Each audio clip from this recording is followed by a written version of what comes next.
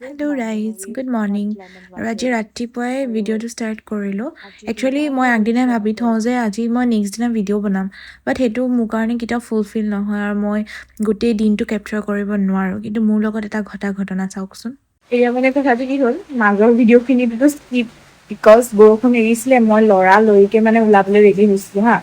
তাৰপিছত কি হ'ল ওলাই মেলি ৰেডি হ'লোঁ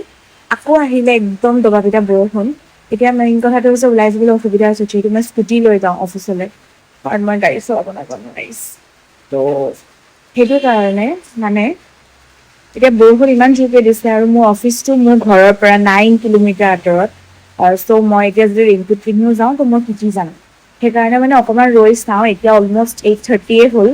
মই হিচাপত যাবই লাগিছিলে ওলাই ইমান পাবগৈ লাগিছিলে অফিচত উপায় নাই চাওঁ এতিয়া কি হয় অকণমান টাইম ৰখি চাওঁ তাৰপাছত ওলাই দিম আৰু লাহে লাহে বাইক চাইকবোৰ ওলাইছে তো ময়ো ব্ৰেকফাষ্ট কৰি কিনে ওলাই দিম আৰু যি হয় হ'ব দেখা যাব বুলি ভাবি লাঞ্চটো পেকিং কৰি পেলাই বৰষুণ কমোতেই ঘৰৰ পৰা ওলাই আহিলোঁ কিন্তু ওলাই আহিয়ে এয়া নমুনা চাওকচোন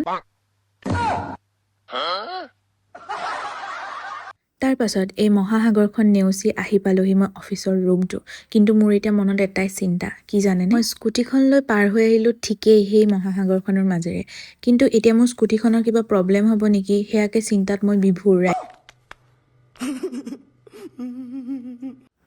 মনটো ভাল লগাবলৈকে নতুনকৈ কিনা ইমান কিউট লাঞ্চ বক্সটো আৰু কি চেইনটো চাই আছিলোঁ কিন্তু বাহিৰলৈ মনটো বাৰে বাৰে গৈ আছে যে পানী কমিছে নে নাই কমা তাৰ পাছতে লাঞ্চ টাইমত লাঞ্চটো কৰি ল'লোঁ ধুনীয়াকৈ কিন্তু মনটো বাহিৰলৈ গৈ আছে খালি দিনটোত মনত এটাই কুৱেশ্যন যে আহিলোঁ হয় কিন্তু ঘৰলৈ যাম কেনেকৈ এইখিনি পানীত